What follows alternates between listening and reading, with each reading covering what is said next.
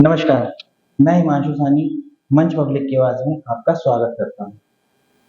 25 जून 1975 आपातकाल का वो समय, दिमाग में आते ही जिसका नाम दिल दहल जाता है, उस वाक्य को 49 साल पूरे हो चुके हैं। और इसी कड़ी में आज हमारे साथ दिल्ली प्रदेश लोकतंत्र सेनानी संघ के अध्यक्ष राजन ढींगरा जी हमारे स्टूडियो में मौजूद हैं।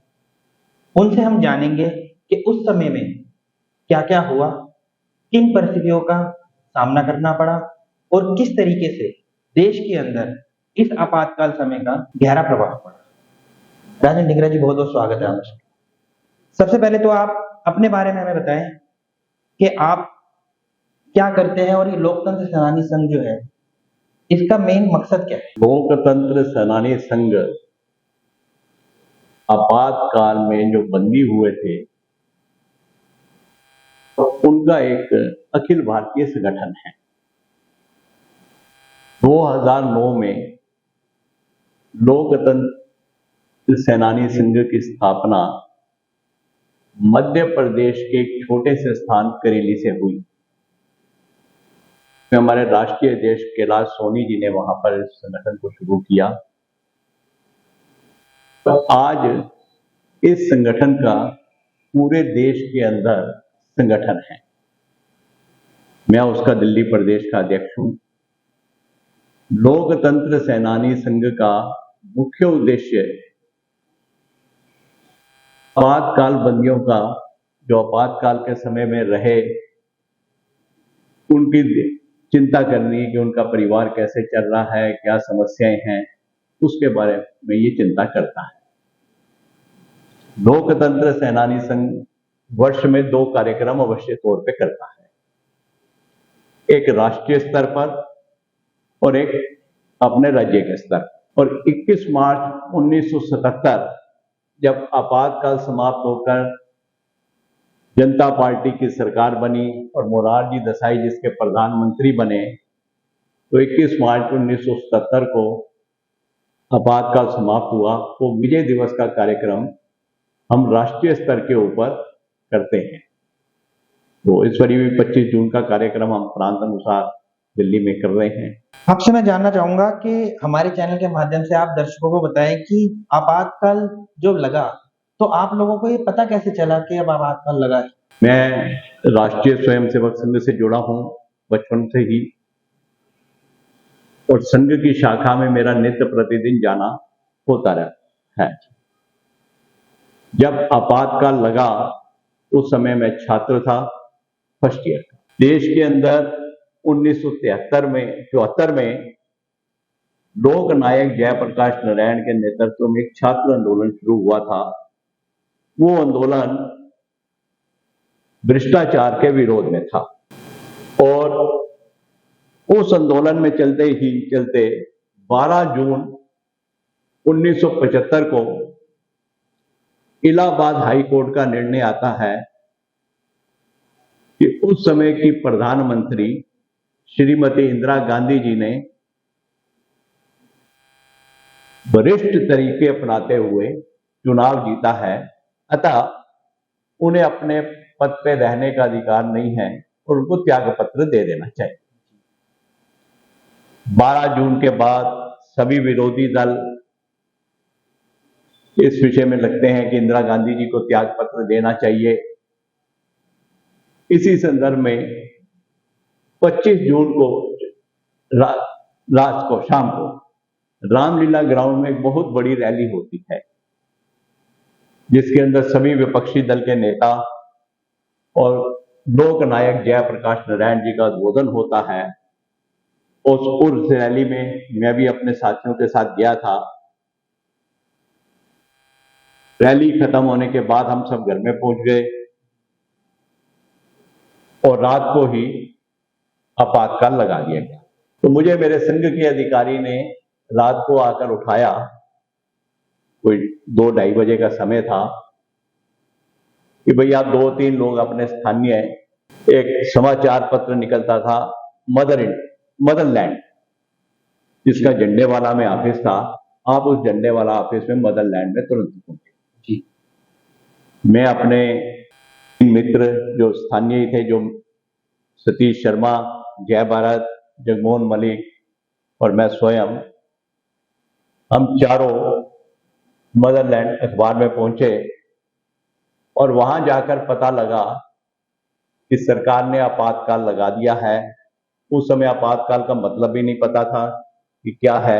अखबारों पे सेंसरशिप लगा दिया और उन सभी समाचार पत्रों की लाइट काट दी है ताकि लाइट अखबार ना छप सके, और सभी विरोधी दल के जितने प्रमुख नेता हैं और प्रमुख कार्यकर्ता हैं, रातों रात उनको गिरफ्तार कर लिया गया। तो जैसा कि आपने पहले बताया कि जब आप लोगों को भेजा गया कि पर्चे बांटने के लिए और वहां पे पुलिस भी आई और इस तरीके से सबको हटाया भी गया, तो जहां तक सुना गया है कि कुछ लोग जो है वो पकड़े भी गए थे।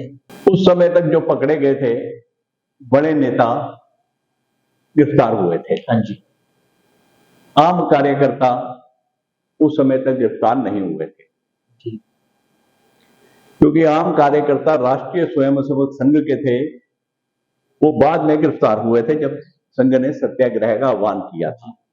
तो आपसे मैं ये जानना चाहूंगा कि आपको जब पुलिस वालों ने पकड़ा है, आप जेल गए, तो आपको सीधा ही पकड़ लिया था या सत्याग्रह जो आप कर रहे थे उसके दौरान आप पकड़े गए?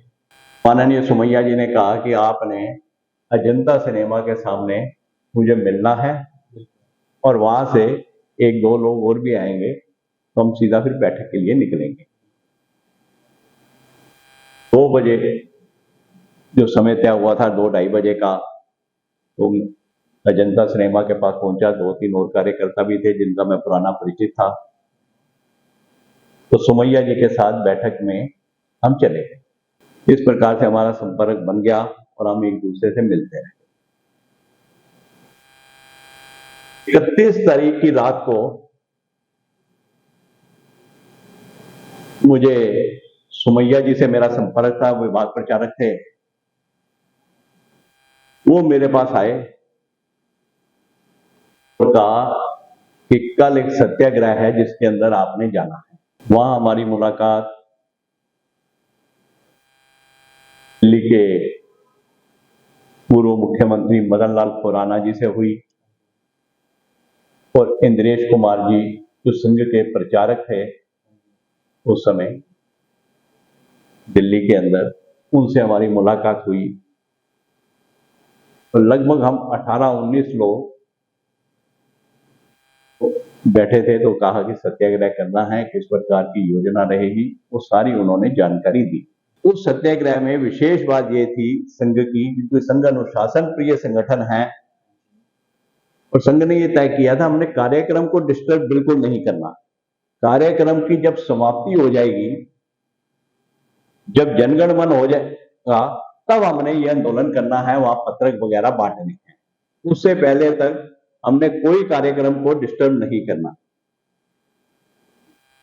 इसी योजना के अनुसार से हम पत्रक गौरीशंकर मंदिर से लेकर अपना निमंत्रण पत्र लेकर अलग अलग स्थानों पर जाके बैठ गए। कार्यक्रम समाप्त हुआ, जनगण मन हुआ। जनगण मन के पश्चात हम तुरंत अपनी अपनी सीट पे खड़े हुए, पॉम्फलेट फेंके, नारे लगाए, लोकतंत्र बचाओ, देश बचाओ, आपातकाल हटाओ। इतना कहते ही वहां विदेशी मीडिया था जिसने हमें आके घेर लिया और हमारी फोटोएं वगैरह लेने लगा। पुलिस भी पहुंच गई। लगभग ये सारा काम 3-4 मिनट में, क्या 2.5 मिनट में खत्म हो गया होगा। विदेशी मीडिया ने भी फोटोज ले ली, उन्होंने भी पत्रक हमारे से लिए और पुलिस ने हमें मुंह दबाकर हमें अपनी गाड़ी में बैठाकर चांदनी चौक कोतवाली ले गई। इसमें एक और बात मैं आपको कहना भूल गया कि खुराना जी ने ये कहा था कि आपसे अगर कोई भी इंक्वायरी वहां जाके जांच पड़ताल करेगी तो आपने हर बात के लिए कहना कि मुझे मदन लाल खुराना ने भेजा और मदन लाल खुराना ने ही ये पत्रक दिए हैं और मदन लाल खुराना ने ही हमें कार्ड दिए हैं। और मदन लाल खुराना कहाँ मिला था? तो गौरीशंकर के मंदिर में मिला था। और सब जगह हर काम के लिए आपने मेरा ही नाम लेना, किसी और का नाम आपने नहीं लेना। मेरे ख्याल 1.5 महीने बाद मैंने जमानत कराई और मैं बाहर आ गया। जमानत करने के 12-13 दिन बाद हमारे तबके संघ के वरिष्ठ अधिकारी माननीय ईश कुमार जी चड्डा और सुभाष आर्य जी मेरे पास आए और कहा कि आपका मीसा में का वारंट निकल गया है। मीसा वो कानून था, वो नजरबंदी थी, जिसके अंदर ना अपील है, ना वकील है, ना दलील है और ना कोर्ट में पेश करने की जरूरत है। सरकार जब तक चाहे आपको नजरबंद रख सकती है और आप बिना कारण भी उसको नहीं बताना।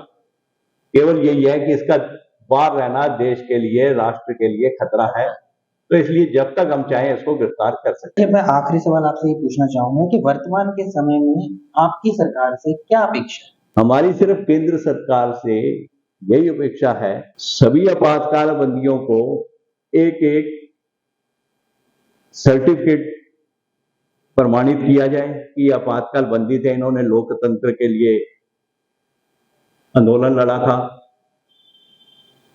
ताकि वो अपने पास रख सकें। दूसरा, अब बाकी सरकार को अन्य सरकारें जैसे सम्मान निधि देती हैं, देनी चाहिए, कितनी देनी चाहिए वो तो सरकारी, केंद्र सरकार ही तय करे, लेकिन हमारी एक ये जरूर है कि कम से कम स्वास्थ्य की चिंता इस उम्र में और एक एक प्रशंसा पत्र, ताम्र पत्र आपातकाल बंदियों को अवश्य सरकार को देना चाहिए।